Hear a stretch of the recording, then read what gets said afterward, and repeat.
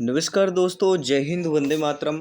आप सभी का स्वागत अभिनंदन है टीटी फैमिली शिक्षकों के परिवार जायसवाल कोचिंग सेंटर पर पावर्ड बाय शिक्षा ही प्रकाश है।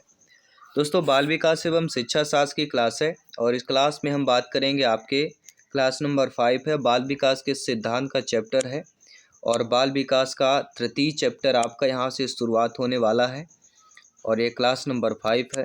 डेली 7 PM में लाइव क्लास होती है, आप सभी लोग जानते हैं। ऑनलाइन एग्ज़ाम पैटर्न के आधार पर यह क्लास होती है। 4th क्लास ऑलरेडी कंप्लीट कर चुके हैं, जिसका क्लास का लिंक भी आप लोगों को दे दिया जाएगा। इस लाइव क्लास के बाद प्लेलिस्ट ऑलरेडी बना दिया गया है। तो क्या सभी लोग तैयार हैं इस लाइव क्लास में महत्वपूर्ण प्रश्नों को अटेंड करने के लिए, बाल विकास के सिद्धांत से संबंधित प्रश्नों को अटेंड करने के लिए? तो चलिए शुरुआत करते हैं आपके प्रथम प्रश्न की, जो आप लोगों के स्क्रीन पर ऑलरेडी आ चुका है। प्रश्न क्या पूछा जा रहा है, सभी लोग फीडबैक कीजिएगा। निम्नलिखित में से किसे जो है बाल मनोविज्ञान के अंतर्गत शामिल नहीं किया जा सकता है? बाल कल्याण, मनोविश्लेषण, मानसिक स्वास्थ्य विज्ञान, शिक्षा दर्शन।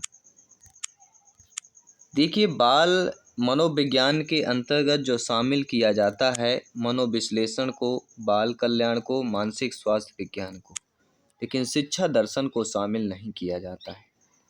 रिगार्डिंग टू क्वेश्चन यहाँ पे जो डी ऑप्शन दिया गया है वह हमारा सही हो जाएगा। बाल मनोविज्ञान मनोविज्ञान की वह शाखा है जिसमें गर्भावस्था से लेकर प्रौढ़ावस्था तक के मनुष्य के मानसिक विकास का अध्ययन किया जाता है।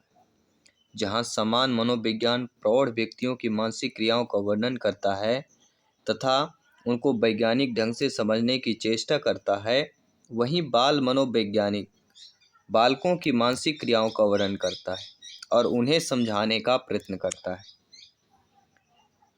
इसके साथ ही दूसरा प्रश्न है, बहुत ही बेहतरीन प्रश्न है कि बाल विकास एक प्रणाली है, धीमी तेजी गति, सतत क्रमिक लगातार चलती हुई, समान रूप से लगातार चलते हुए विकास की या प्रायिक विकास की?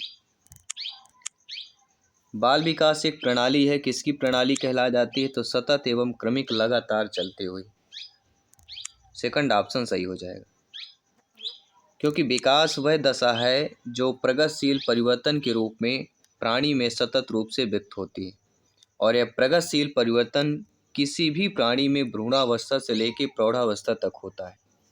इस पे हरलाक का एक कथन है, स्टेटमेंट है कि विकास व्यवस्थित तथा समयानुगत परिवर्तन है, अर्थात एक पक्ष में न होकर सभी पक्षों में समान व्यवस्थित परिवर्तन विकास की सही रूप से व्याख्या हो सकती है।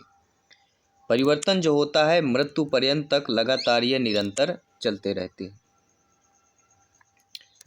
अगला कि प्राथमिक कक्षा के शिक्षक के लिए निम्नलिखित में से किसका ज्ञान होना सर्वाधिक आवश्यक है? जब आपकी नियुक्ति होगी, आप लोग अध्यापक अध्यापिका बनेंगे, आपसे प्रश्न पूछ लिया गया कि प्राथमिक कक्षा के शिक्षक के लिए इनमें से किसका ज्ञान होना सर्वाधिक है? वह है दोस्तों बाल मनोविज्ञान का। पहला ऑप्शन सही हो जाएगा। चैप्टर चल रहा है बाल विकास के सिद्धांत का चैप्टर चल रहा है, उस चैप्टर से सारे प्रश्न हम करने वाले हैं। अगला दिया गया बाल विकास के पहलू और उसकी विशेषताएं दी गई। पहलू और विशेषताएं आपके स्क्रीन पर है। भाषा विकास, संज्ञानात्मक विकास, आवेगिक विकास या शारीरिक विकास। आगे विशेषताएं दी गई हैं और नीचे हमें क्या है सुमेलित करना है और बताना है कौन किसकी विशेषता है। नीचे जो है ऑप्शंस आपकी स्क्रीन पर दिए गए। तो यहाँ पे देखा जाए दोस्तों, भाषा विकास जो होता है वह आपके शिशु आलोचना में अंश ले सकता है। भाषा विकास जो होता है वह किसके लिए होता है? शिशु प्रश्न कर सकता है, शिशु पैदल चल सकता है, शिशु आनंद अनुभव कर सकता है। और नीचे जो है 4 ऑप्शंस आपके स्क्रीन पर दिए गए। तो भाषा विकास जो है शिशु प्रश्न कर सकता है। संज्ञानात्मक विकास में क्या होता है? शिशु आलोचना में अंश ले सकता है। और आपका जो है आवेगिक विकास जो दिया गया है यहाँ पे, आवेगिक विकास जो है शिशु आनंद अनुभव करता है। शारीरिक विकास में शिशु पैदल चल सकता है। शारीरिक विकास हो रहा है तो शिशु पैदल चल सकता है। यानी कि जो हमारा पहला ऑप्शन दिया गया है कूट वाला सही हो जाएगा, नो डाउट। ठीक है, ये नीचे दिए गए हैं। भाषा विकास शिशु प्रश्न कर सकता है। संज्ञानात्मक विकास शिशु आलोचना में अंश ले सकता है। आवेगिक विकास शिशु आनंद का अनुभव कर सकता है। शारीरिक विकास शिशु पैदल चल सकता है। तो बाल विकास के पहलू और उसकी विशेषताएं दी गई हैं जो आप लोगों के स्क्रीन पर है। इसके साथ ही अगला प्रश्न है कि बाल मनोविज्ञान के जनक कौन है? स्टेनले हॉल हैं, इवेन पॉलाव हैं, वोल्फगैंग कोहलर हैं या कर्ट लेविन हैं? सभी लोग बताइए। देखिए, बाल मनोविज्ञान के जनक किसको माना जाता है? वैसे जीन पियाजे जी को माना जाता है। ठीक है, तो जीन पियाजे जी जो चूंकि ऑप्शन नहीं है इसलिए जीन पियाजे जी ऑप्शन होना चाहिए। बाल मनोविज्ञान के जनक जीन पियाजे जी को माना जाता है क्योंकि वही पहले मनोवैज्ञानिक थे जिन्होंने बच्चों में समझ के अधिग्रहण व्यवस्थित करके अध्ययन किया, इसलिए उन्हें बाल मनोविज्ञान के पिता के रूप में जाना जाता है। ठीक है, तो किसको जाना जाता है? जीन पियाजे जी को। अगला कथन और कारण है। कथन है कि बच्चों और बचपन के बारे में समयानीकृत दावा करना कठिन है क्योंकि इसमें बहुत बहुलता या विविधता है। तर्क यह है कि बचपन एक सामाजिक सांस्कृतिक संकल्पना है। अब नीचे जो ऑप्शंस दिए गए हैं वो आपके अकॉर्डिंग आपके ऑप्शंस दिए गए हैं। तो ऑप्शंस जो तो हमारा दिया गया है बहुत ही अच्छा ऑप्शन दिया गया है और फीडबैक भी अच्छा दिया गया है। कथन है कि बच्चों और बचपन के बारे में समयाकृत दावा करना कठिन है क्योंकि इसमें बहुत बहुलता विविधताएं होती हैं। बिल्कुल सही बात है। और तर्क यह है कि बचपन एक सामाजिक सांस्कृतिक संकल्पना है। तो ए और दोनों सही हैं क्योंकि आर क्या कर रहा है? ए की सही व्याख्या कर रहा है। पहला ऑप्शन यहाँ पे सही हो जाएगा। नो डाउट सारे कुछ क्लियर हो गया है। ठीक है, चलिए बात करते हैं आपके अगले प्रश्न की तरफ। समकालीन सिद्धांत बचपन को मानते हैं। एक सामाजिक संरचना, सभी संस्कृतियों में पवित्र काल, बहुत अधिक तनाव और चिंता काल, किशोरावस्था तक का विकास काल। तो समकालीन सिद्धांत बचपन को क्या मानते हैं? एक सामाजिक संरचना मानते हैं। पहला ऑप्शन सही कर लीजिए क्योंकि सामाजिक संरचना का अभिप्राय होता है समाज की इकाइयों की क्रमबद्धता। सामाजिक इकाइयाँ जैसे समूह, समितियाँ, संस्थाएं, परिवार, सामाजिक प्रतिमान आदि की क्रमबद्धता को सामाजिक संरचना कहा जाता है। और इस पर कार्ल मैनहीम ने कहा भी है कि सामाजिक संरचना शक्तियों के ताने बाने को कहते हैं जिसके फलस्वरूप अवलोकन तथा सोचने विचारने के तरीके या ढंग विकसित होते हैं। इसके साथ अगला प्रश्न है, बाल विकास में संवेदनशील अवधि का क्या अर्थ होता है? तो बाल विकास में संवेदनशील अवधि का अर्थ होता है विशिष्ट क्षमताओं के विकास के लिए इष्टतम अवधि। क्या होता है? विशिष्ट क्षमताओं के लिए विकास के लिए इष्टतम अवधि। तो यहाँ पे जो बी ऑप्शन दिया गया है नो डाउट सही हो जाएगा। ठीक है, चलिए अगले प्रश्न की बात करेंगे। ये सारे नोट्स PDF फाइल आपको टेलीग्राम पर मिल जाएंगे तो टेलीग्राम से अवश्य जुड़िए। बाल विकास के समकालीन परिप्रेक्ष्य क्या होता है? बच्चे को एक जैविक प्रवर्ग के रूप में देखते हैं। बच्चे को एक दैहिक सत्व के रूप में देखते हैं। बाल्यावस्था को विशिष्ट चरणों में विभाजित मानते हैं। बाल्यावस्था को एक विशिष्ट सांस्कृतिक और सामाजिक संरचना मानते हैं। तो बाल विकास के समकालीन परिप्रेक्ष्य यह है कि बाल्यावस्था को एक विशिष्ट सांस्कृतिक एवं सामाजिक संरचना मानते हैं। डी ऑप्शन को यहाँ पे सटीक सही आंसर कर लेंगे। अगला जो प्रश्न है ये भी कथन और कारण से संबंधित है। कथन यह है कि कुछ संस्कृतियों में किशोर लड़कियों में मानसिक धर्म की शुरुआत का जश्न मनाया जाता है जबकि अन्य संस्कृतियों में इसे गुप्त रखा जाता है। विभिन्न संस्कृतियां संदर्भों में पलने वाले बच्चों के लिए बचपन के अनुभव भिन्न होते हैं। अब ये संस्कृत के बारे में दिया गया है, संस्कृति के बारे में। तो यहाँ पे दोनों कथन सही दिए गए, ए आर दोनों सही क्योंकि आर क्या कर रहा है? ए की सही व्याख्या कर रहा है। किशोर लड़कियां जो होती हैं मासिक धर्म की शुरुआत का कुछ लोग जगह जश्न मनाते हैं जबकि अन्य संस्कृतियाँ से गुप्त रखे जाते हैं। इसका रीज़न यही है कि विभिन्न संस्कृतियाँ संदर्भों में पलने वाले बच्चों के लिए बचपन के अनुरूप क्या होते हैं, भिन्न होते हैं। तो आपका पहला ऑप्शन सही हो जाएगा। ठीक है, चलिए दूसरा कथन और तर्क यहाँ पे दिया गया है, जैसे एग्जाम में पूछा जाता है कि बच्चों के विकास पर शैशवावस्था तक ध्यान देना जरूरी है। तर्क यह है कि यद्यपि जीवन की शुरुआती कुछ वर्ष विकास के लिए बहुत महत्वपूर्ण होते हैं, मस्तिष्क नमनीयता के दृष्टिकोण से पूरी बाल्यावस्था और किशोरावस्था संवेदनशील अवधि है। ये दोनों कथन सही दिए गए हैं क्योंकि आर क्या है, एक ही सही व्याख्या कर रहा है। आई होप सभी समझ गए हैं। ठीक है, क्योंकि जीवन की शुरुआती के कुछ वर्ष विकास के लिए महत्वपूर्ण होते हैं, जैसे मस्तिष्क नमनीयता के दृष्टिकोण से पूरी बाल्यावस्था और किशोरावस्था संवेदनशील अवधि होती है। इसके साथ ही आपका अगला प्रश्न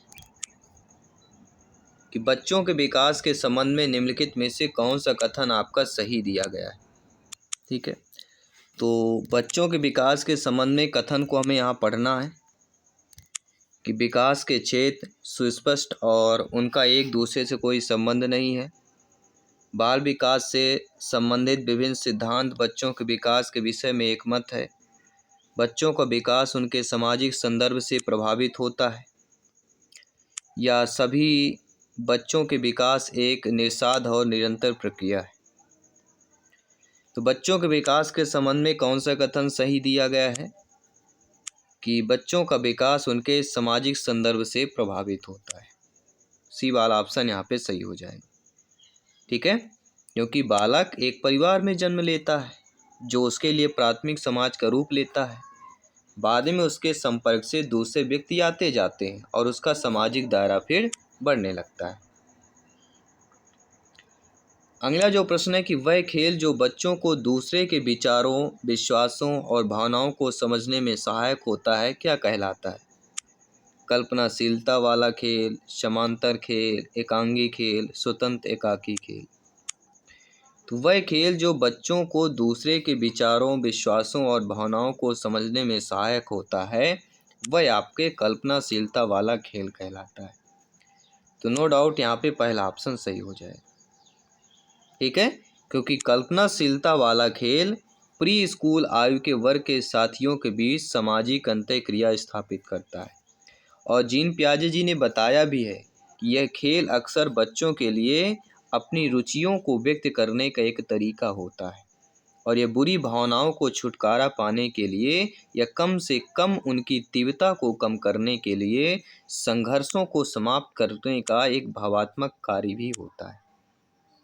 फॉर एग्जाम्पल, बच्चा अपनी कार को धोकर अपनी चिंताओं को दूर कर रहा है। समझ गए हैं। चलिए बात कर लेते हैं अगले प्रश्न की। बालक का विकास किन क्षेत्रों में बटा होता है। बालक का विकास शारीरिक, संज्ञानात्मक, गामक और सामाजिक क्षेत्रों में बटा होता है। सी ऑप्शन यहाँ पे सही हो जाए।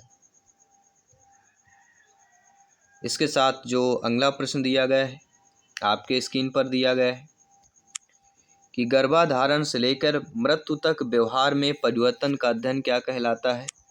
वृद्धावस्था का वैज्ञानिक अध्ययन, मृत्यु का अध्ययन, विकासात्मक मनोविज्ञान या सामाजिक मनोविज्ञान। तो गर्भाधारण से लेकर मृत्यु तक व्यवहार में परिवर्तन का अध्ययन जो कहलाता है वह विकासात्मक मनोविज्ञान कहलाता है। सी वाला ऑप्शन यहाँ पे ऑलरेडी सही हो जाएगा। इस पर स्किनर का कथन भी है, स्टेटमेंट भी है कि विकास प्रक्रियाओं की निरंतरता का सिद्धांत केवल इस तथ्य पर बल देता है कि व्यक्ति में कोई आकस्मिक परिवर्तन नहीं। अगला प्रश्न है, विकास एक प्रक्रिया है, खंडित है, निरंतर है, पूर्ण है या पूर्ण है। विकास किस प्रकार की प्रक्रिया कहलाती है। विकास एक निरंतर प्रक्रिया कहलाती है। इसी के साथ ही अगला प्रश्न है कि विकासात्मक मनोविज्ञान में जीवन का अध्ययन किया जाता है गर्भाकाल में, जन्म से जीवन पर्यंत या किशोरावस्था में। तो विकासात्मक मनोविज्ञान में जीवन का अध्ययन किया जाता है, जीवन पर्यंत किया जाता है। सी ऑप्शन सही हो जाएगा। अगला प्रश्न है कि ICDS कार्यक्रम किसके आयु यानी किस वर्ष के आयु समूह के सभी बच्चों के लिए उपलब्ध होता है। तो ICDS जो कार्यक्रम होता है वह 0 से लेके 6 वर्ष तक के आयु समूह के सभी बच्चों के लिए उपलब्ध होता है। ये ICDS जो होता है यह इंटीग्रेटेड चाइल्ड डेवलपमेंट एक सर्विस होती है और यह कार्यक्रम जो है 2 अक्टूबर 1975 में पहली बार चालू की गई थी। ICDS भारत सरकार द्वारा प्रायोजित कार्यक्रम है। 6 वर्ष के कम उम्र के बच्चों और उनकी माताओं में कुपोषण और स्वास्थ्य समस्याओं से निपटने के लिए एक प्राथमिक सामाजिक कल्याण एक योजना है। यह केंद्र प्रायोजित योजना है जिसका मूल उद्देश्य बाल विकास महिलाओं के विकास के लिए बनाई गई एक राष्ट्रीय योजना है।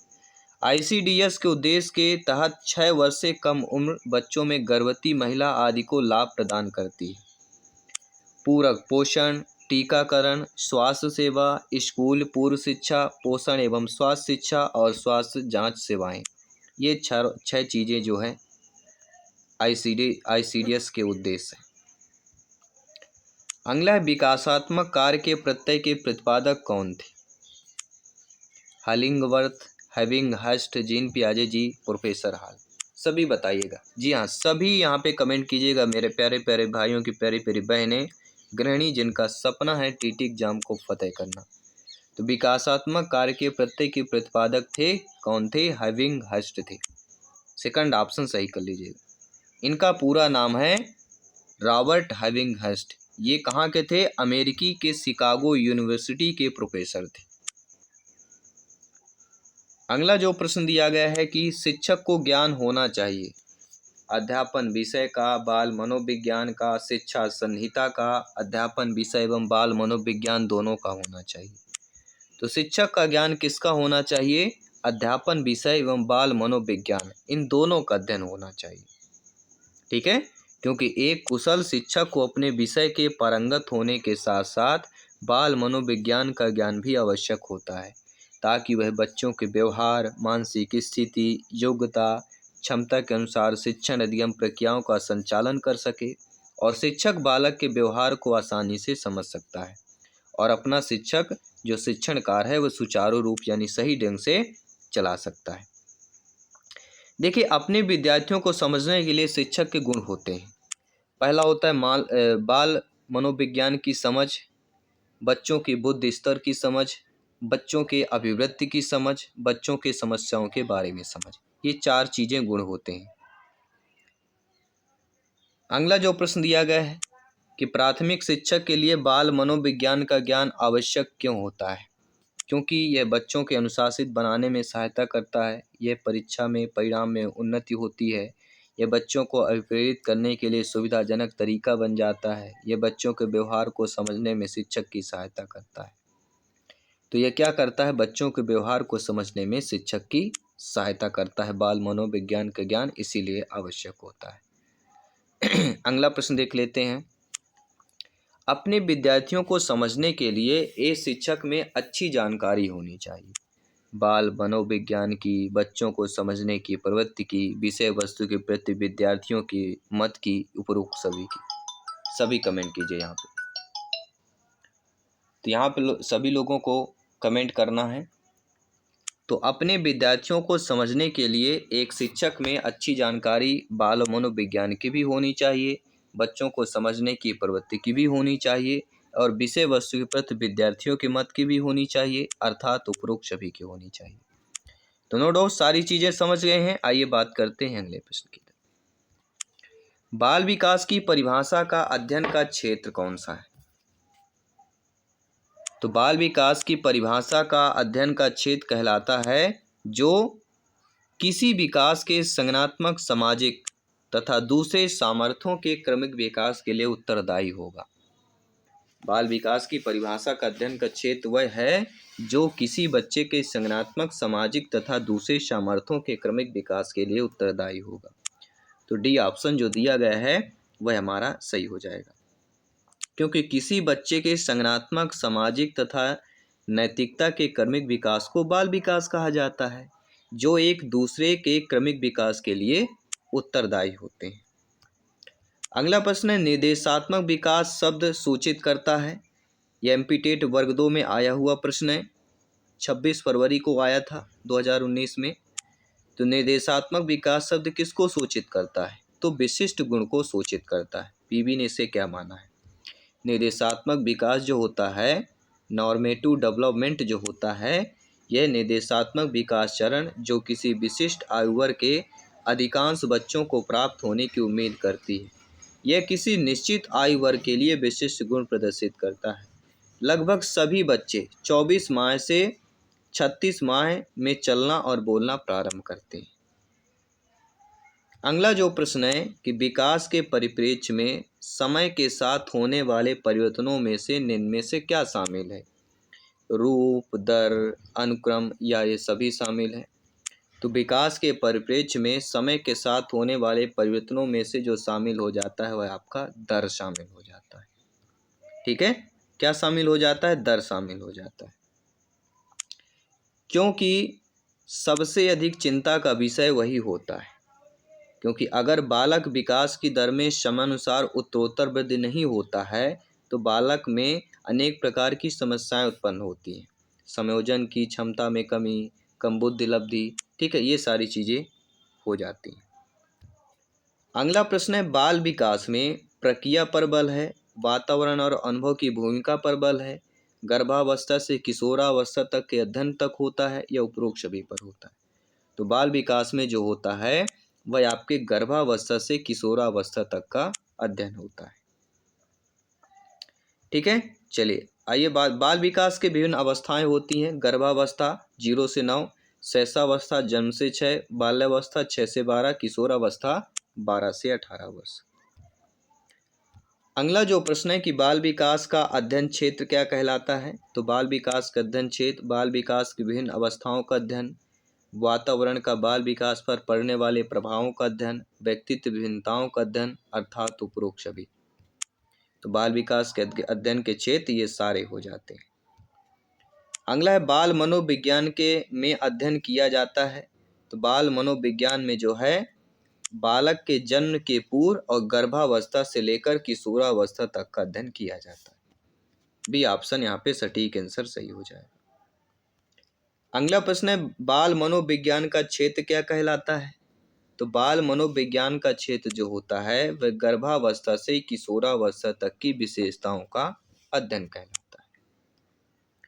और तीसरा प्रश्न आपके स्क्रीन पर है, क्या पूछा जा रहा है कि बाल मनोविज्ञान के आधार पर कौन सा कथन सर्वोत्तम है?